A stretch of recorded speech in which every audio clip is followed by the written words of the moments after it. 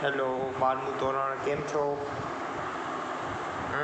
મજા પડી ગઈ છે, મને ખ્યાલ છે. હવે આજે આપણે આપણા ચેપ્ટરમાં આગળ વધીશું. હવે હું આગળ વધું એની પહેલાં જે મારો લાસ્ટ ટૉપિક હતો એનામાં મેં તમને ઘણા બધા સરસ સૂત્રો મેં તમને બતાડ્યા હતા. આપણે એને સમજવાનો પ્રયાસ કર્યો હતો. હવે એકવાર એ બધું સૂત્રો હું લખી નાખું, કારણ કે આ બધા સૂત્ર ક્યારે કામ આવે કે જ્યારે આપણે કોઈ પણ તમને પદાર્થ આપી દીધો હોય, એનો તમને ચુંબક બનાવવો છે. હવે બધા જ એવા ન હોય કે ચુંબક બની જશે, તો એના આધારે એના ગ્રુપ આપણે પાડેલા છે. તો આજે આપણે એના ગ્રુપ શીખશું. એનો ગ્રુપ ક્યાં છે? તો 3 છે: ડાઈ, પેરા અને ફેરો. એ આપણે બધું કરશું. સૌથી પહેલાં આપણે સૂત્રો લખી નાખીએ, કારણ કે બહુ જ કામના છે અને એક્ઝામમાં એના આધારે દાખલા આવવાની શક્યતા પણ છે. અને ખાલી દાખલામાં કિંમત મૂકી દો, તમારો જવાબ આવી જશે. હાલો, પહેલાં આપણે સૂત્રો જોઈ લઈએ. તો આપણે જોયું હતું કે આપણે સોલેનોઇડ લીધેલો હતો, અંડર કરંટ. અહીંયા તો આપણે પદાર્થ રાખ્યો હતો. તો સૌથી પહેલાં આપણને ખબર છે કે 2 કરંટ આવશે. સૌથી પહેલાં વિદ્યુત પ્રવાહ કેટલા હશે? 2. તો મેગ્નેટિક ફિલ્ડ કેટલી થશે? μ0 n IF. એ હતું ફ્રી કરંટ. હવે આપણે n ઇન્ટુ IF ને આપણે શું કીધું હતું? તમે તમારી નોટ્સમાં જો, એકદમ ઇઝી છે. n IF ને કીધું હતું ચુંબકીયની તીવ્રતા, એટલે H. શું કીધું હતું આપણે? H. શું કામ? કારણ કે H બરાબર શું થશે? n into IF. અને બીજા કરંટના કારણે ચુંબકીય ક્ષેત્ર કેટલું થશે? μ0 n IB. આપણે NIB ને શું કીધું હતું? તો મેગ્નેટાઇઝેશન M. શું કીધેલું હતું? Magnetisation M. એટલે M બરાબર શું થશે? n into IB. IB ને કહેવાય બાઉન્ડ કરંટ, IF ને કહેવાય ફ્રી કરંટ. હવે ટોટલ શું થશે? ચુંબકીય ક્ષેત્ર B બરાબર B1 વત્તા B2, એટલે શું થશે? μ0 H વત્તા μ0 M. એટલે μ0 શું થશે? M પ્લસ H બરાબર. જોઈ લ્યો.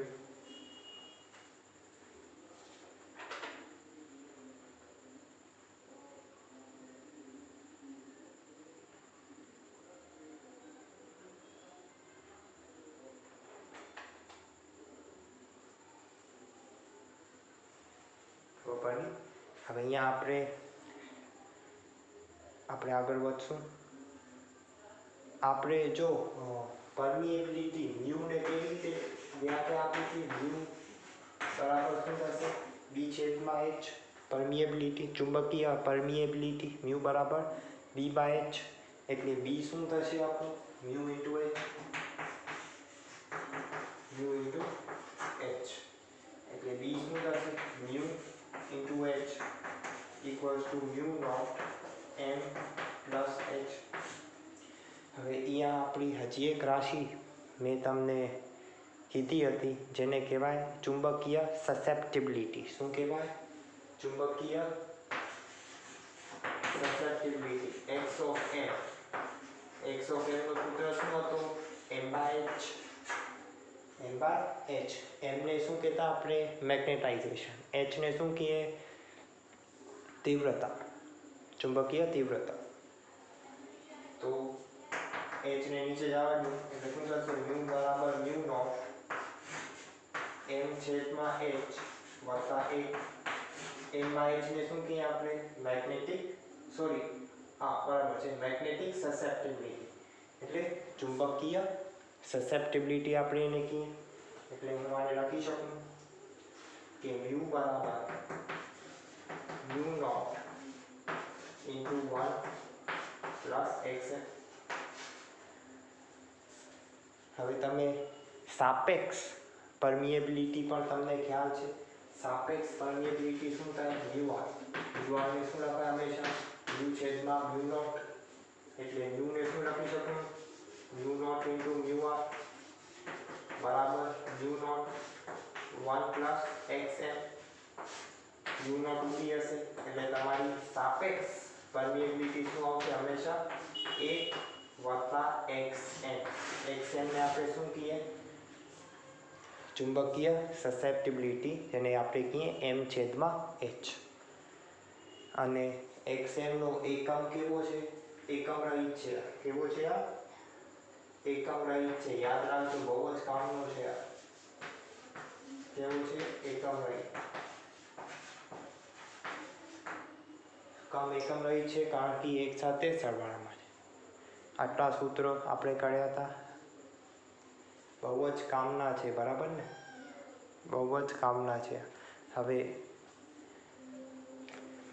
મેં તમને પહેલે પણ કીધું હતું કે જો હરેક આ પ્રકારના પદાર્થો હોય બધાને ચુંબક આપણે બનાવી ન શકીએ, બરાબર? તો અમુક જણા બને, અમુક ન બને, અને અમુક વચમાં હોય. તો હવે આપણે એના ગ્રુપ પાડી નાખશું અને સમજશું કે એનામાં શું છે, બરાબર? તો આ બધો વિડીયોને પોઝ કરીને તમે લખી નાખજો આ બધું.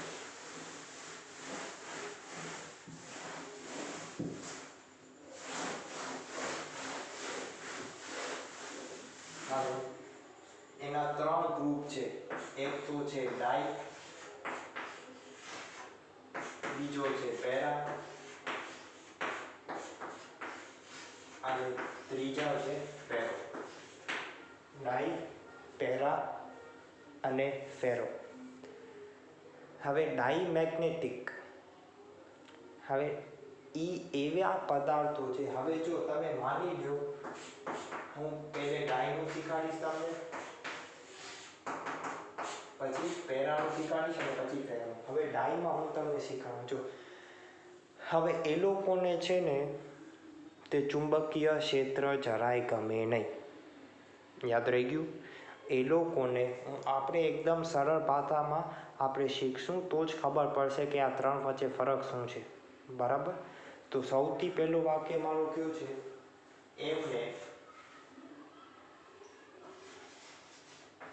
એમને ચુંબકીય ક્ષેત્ર ગમે નહીં. એને ચુંબકીય ક્ષેત્ર, મેગ્નેટિક ફીલ્ડ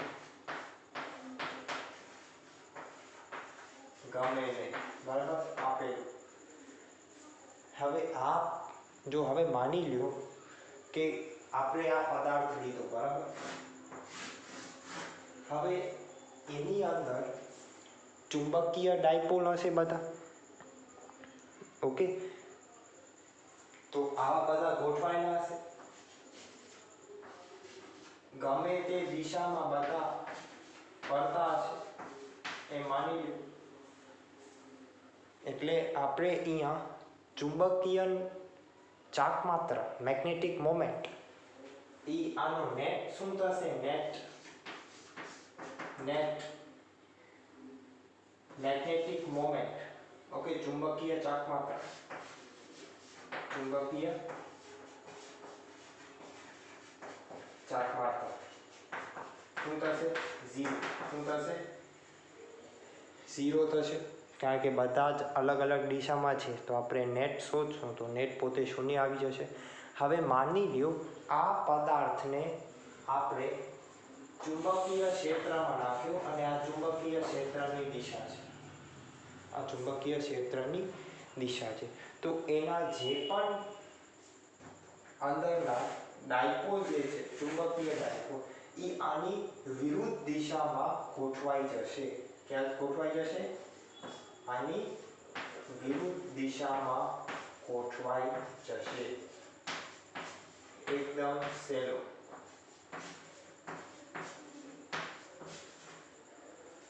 ખબર પડી? એના વિરુદ્ધ દિશામાં એના ડાયપોલ ગોઠવાઈ જશે. ક્યારે? તો જ્યારે એને આપણે બહારની ચુંબકીય ક્ષેત્ર, મેગ્નેટિક ફિલ્ડમાં નાખીએ ત્યારે.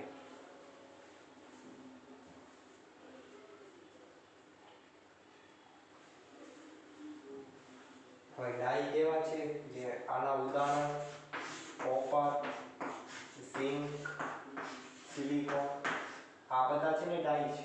લોકોને ચુંબકીય ક્ષેત્ર ગમે નહીં એટલે આપણે એને ચુંબકમાં બનાવી ન શકીએ. બરાબર, આ યાદ રાખવાનું છે.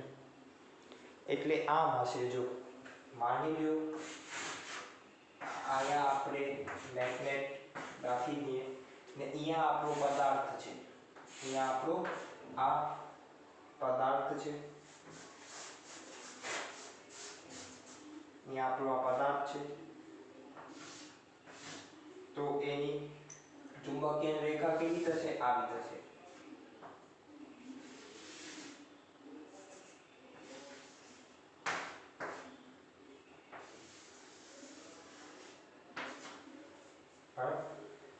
કારણ કે આ લોકોને ચુંબકીય ક્ષેત્ર ગમે નહીં.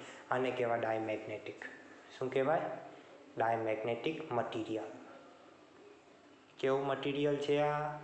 ડાયમેગ્નેટિક. કેવો છે? ડાયમેગ્નેટિક. હવે આપણે આના આધારે જ આપણે પેરાને સમજશું. સમજો ધ્યાનથી, એકદમ ઇઝી છે. એક સાથે એક ફ્રી છે આ બધું. ખરી રીતે આવા બધા પાઠમાં તમને માર્ક્સ સ્કોર કરવાના હોય, બરાબર ને? એકની એક સાથે ફ્રી છે. હવે પેરા,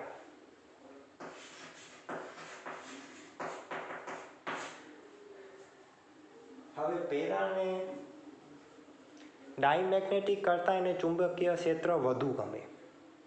એને ડાય કરતાં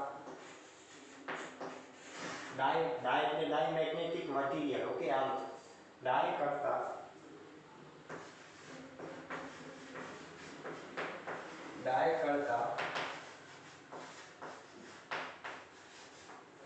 ચુંબકીય ક્ષેત્ર વધુ ગમે. ડાય કરતાં ચુંબકીય ક્ષેત્ર વધુ. હવે એનું હું તમને કારણ આપું, બરાબર? સમજો. હવે આપણે પેરાનો મટીરિયલ એક લઈ લઈએ. તો આ આપણે કેવો મટીરિયલ લીધો હતો? ડાય. આ કેવો મટીરિયલ લીધો હતો? ડાય. માની લો કોપર. હવે આપણે પેરા લઈશું. હવે પેરામાં પણ જ્યારે કાંઈ પણ ન હોય તો પેરામાં પણ બધા ચુંબકીય ડાયપોલ ગમે તે દિશામાં, મનગમતી દિશામાં એ લોકો હશે. ક્લિયર? એટલે નેટ શું થઈ જશે? 0. કારણ કે આપણે નેટ શું થઈ જશે? ચુંબકીયની ચાક માત્ર નેટ, મેગ્નેટિક મોમેન્ટ કેટલો થઈ જશે? 0. પડી ગઈ?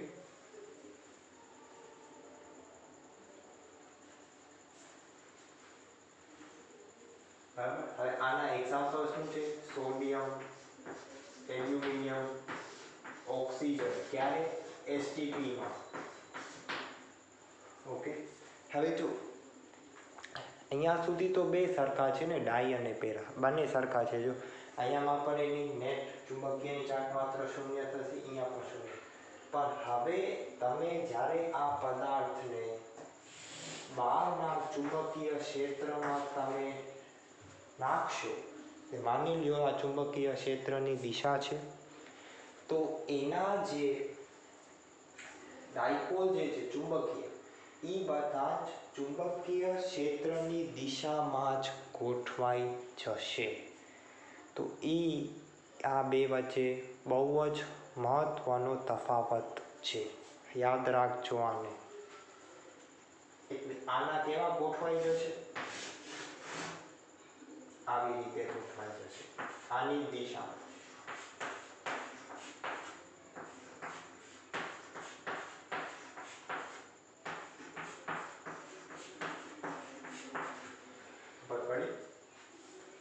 આની દિશામાં જ ગોઠવાઈ જશે. હવે જ્યારે આવી રીતે રાખીએ તો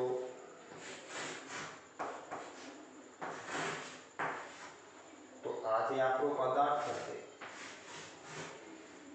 તો એને એક વસ્તુ તો નક્કી છે કે એને ડાય કરતાં વધુ ગમે, એટલે એ અમુક લાઈને પાસ થવા જશે.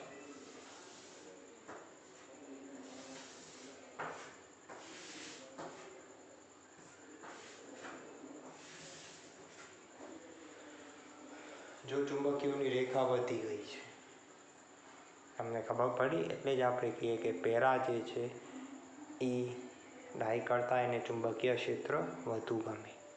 એના ઉદાહરણમાં શું આવે? સોડિયમ, એલ્યુમિનિયમ, ઓક્સિજન, એસટીપીમાં. પડી ગઈ? એકદમ ઇઝી છે, જોઈ લો. હવે આજે આપણે પેરા સમજીએ છીએ, પેરા મેગ્નેટિક પદાર્થો, તો એનામાં હજી એક થિયરી આવે છે, એ બહુ જ ઇમ્પોર્ટન્ટ છે, એના આધારે ઘણું પૂછાય છે પરીક્ષામાં ઓબ્જેક્ટિવ, એ આપણે થિયરી કરશું. પણ પહેલાં આ બધું લખી લ્યો.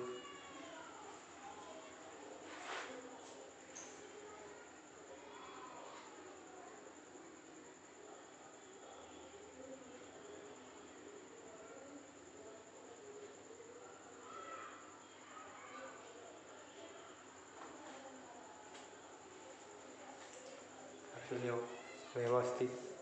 પછી હું તમને પેરાની એક નાની થિયરી છે એ પણ હું તમને કરાવી દઈશ.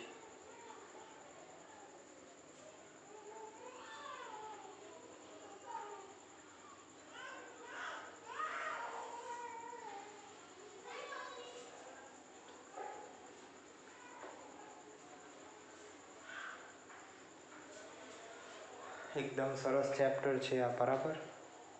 જોઈ લ્યો.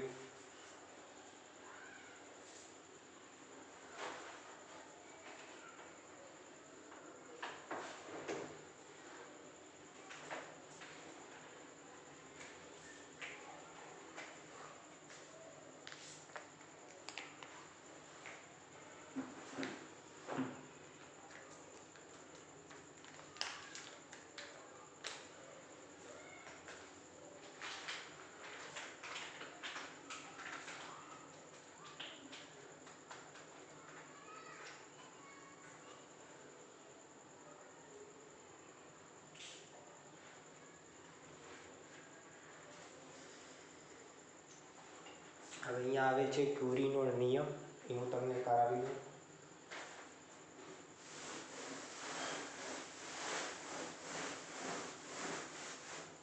હવે આપણે શું શીખશું?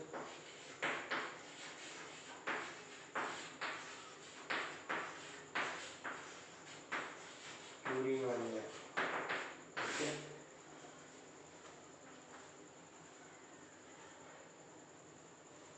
હવે ક્યુરીનો નિયમ એમ કહે છે કે મેગ્નેટાઇઝેશન એમ ચલે છે H/T. સિમ્પલ. મેગ્નેટાઇઝેશન ચાલે છે H/T. એમને આપણે શું કહીએ છીએ? મેગ્નેટાઇઝેશન. H ને આપણે શું કહીએ? ચુંબકીય તીવ્રતા. શું કહીએ? અને અહીંયા T શું છે? તાપમાન. T શું છે? તાપમાન. આ છે ને ક્યુરીનો નિયમ છે. હવે આને હટાવવા માટે આપણે શું કરીએ? અચળ નાખવું. અહીંયા અચળાંક છે C, એટલે m શું છે? C × H/T. C શું છે? ક્યુરીનો અચળાંક. ક્યુરીનો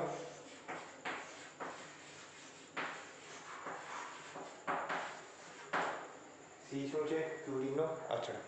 જોઈ લો.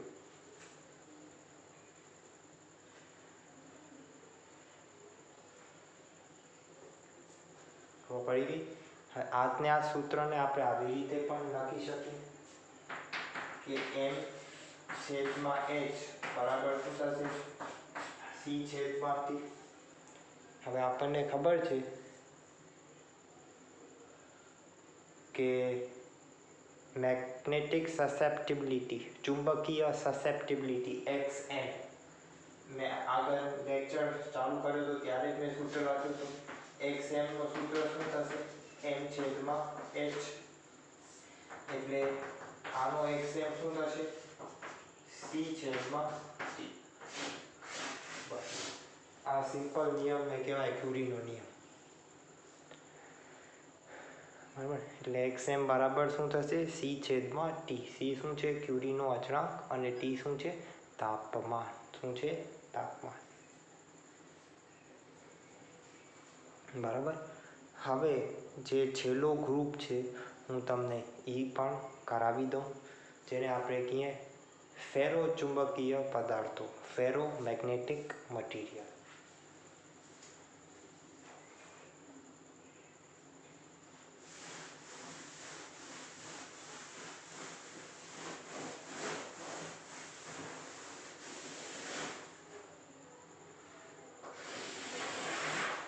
એક મિનિટ આપું છું, તમે આ બધું લખી લ્યો, પછી હું ફેરોનું તમને હું સમજાવું.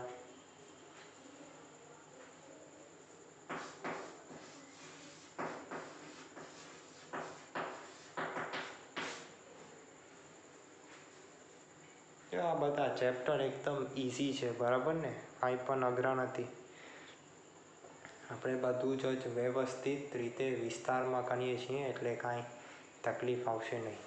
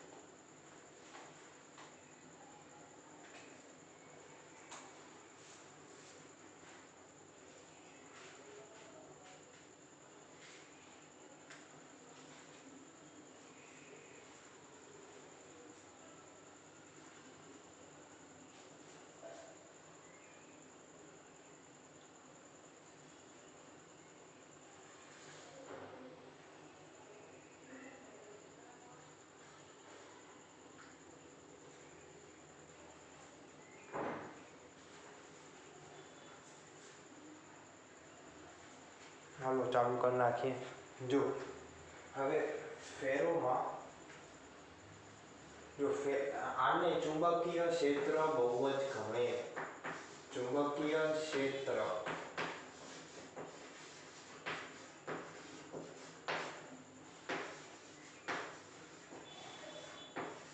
બહુ જ ગમે. એટલે જો કોઈ પણ મટીરિયલને આપણે ચુંબકમાં બનાવવું હોય તો આપણે આ ફેરોમેગ્નેટિક મટીરિયલ આપણે યુઝ કરીએ. જેના ઉદાહરણ શું આવશે? આયર્ન, પછી કોબાલ્ટ, નિકલ. એટલે આ લોકો છે ને ચુંબક બની જાય, બરાબર ને? હવે આ ફેરો મટીરિયલ લઈ લઉં. હવે અહીંયા ફેરોમેગ્નેટિક મટીરિયલમાં આપણે એક કોન્સેપ્ટ યુઝ કરીએ. આપણે એ કોન્સેપ્ટને કહેવાય ડોમેન. શું કહેવાય? શું કહીએ આપણે એને? ડોમેન. સમજો. ડોમેન એટલે જો આપણે પેરામેગ્નેટિક મટીરિયલમાં આપણે જોયું હતું કે અંદરના જે ચુંબકીય ડાયપોલ જે છે એ બહુ ગમે ત્યાં હોય છે, એટલે રેન્ડમ શું થઈ જતું હતું, એના કારણે નેટ શું થઈ જતું હતું? ઝીરો. નેટ શું થઈ જતું? ઝીરો. ચુંબકીયની ચાક માત્ર શૂન્ય થઈ જતી. હવે અહીંયા પણ જો બહારની ચુંબકીય ક્ષેત્ર નહીં હોય, અહીંયા પણ ઝીરો થશે. પણ આનામાં અલગ શું છે એ જરાક તમે જોજો. આ છે ને આ બધી બાઉન્ડ્રી, આ બધા આને કહેવાય ડોમેન. આ એકને શું કહેવાય?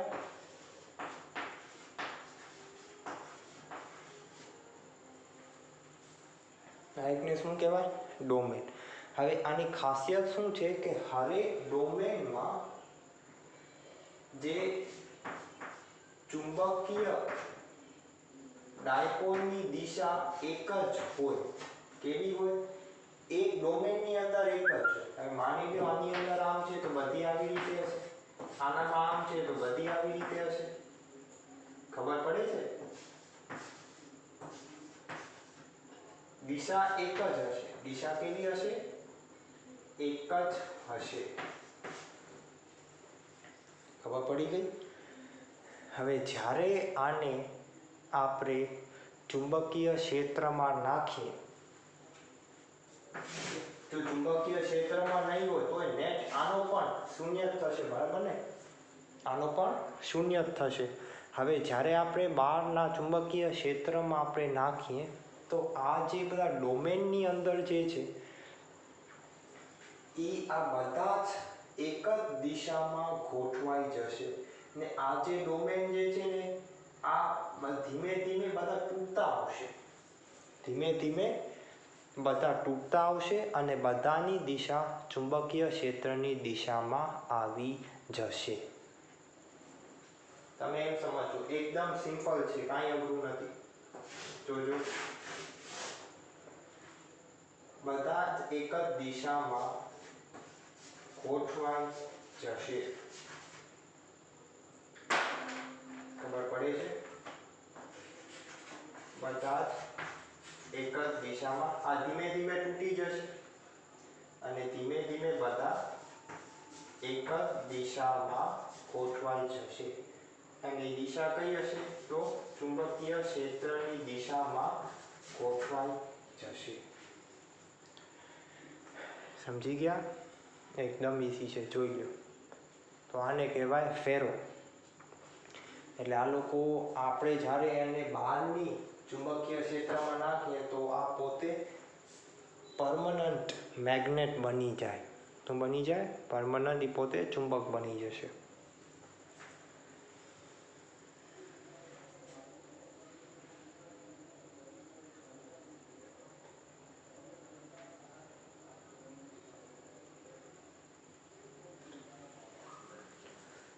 ખબર પડી ગઈ? તો અહીંયા ડોમેનનો કોન્સેપ્ટ જરાક અલગ છે.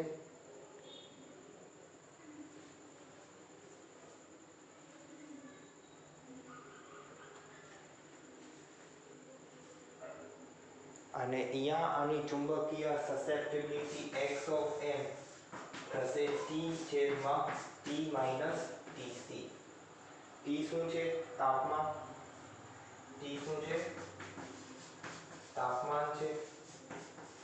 અને tc શું છે? tc ક્યુરીનો તાપમાન. શું છે tc? ક્યુરી. સમજી ગયા? અને અહીંયા તાપમાન T નું મૂલ્ય Tc કરતાં વધુ છે, બરાબર? સૂત્ર ક્યારેક MCQમાં પૂછી લઈએ છે એટલે આપણને યાદ હોવા જોઈએ. એટલે શું થશે? T/T minus Tc.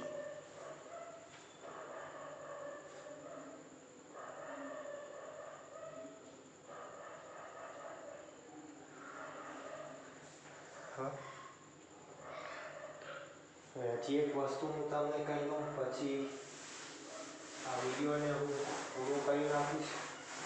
બીજી વસ્તુ શું છે કે હમણાં જ મેં લખ્યું હતું અને ચુંબકીય ક્ષેત્ર ગમે એટલે અહીંયા તો આપણે એને નાખી દઈએ. માની લો આપણો પદાર્થ છે, તો આમાં ઘણી બધી રેખા અંદરમાંથી જશે, બરાબર ને?